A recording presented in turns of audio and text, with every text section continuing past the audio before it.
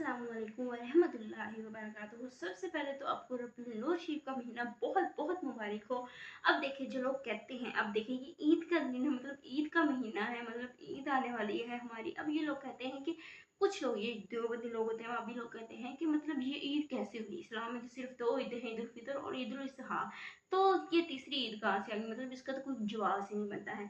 अब देखें कि तीसरी ईद अगर अगर ना होती, अगर हमारे प्यारे आका हज़रत मोहम्मद सल्लल्लाहु अलैहि वसल्लम बहारे तो आलम सल्लल्लाहु अलैहि वसल्लम इस दुनिया में तशरीफ ना लाते, तो बाकी दो ईदें कहाँ से आती। क्योंकि अल्लाह ताला ने क्या फरमाया है, ए महबूब, अगर मैं आपको ना बनाता तो मैं कायनात को ना बनाता। अगर मैं ए महबूब, अगर मैं आपको ना बनाता तो मैं ना दरख्त बनाता, आसमान ना बनाता, जमीन ना बनाता, चरिंद परिंद कुछ ना बनाता।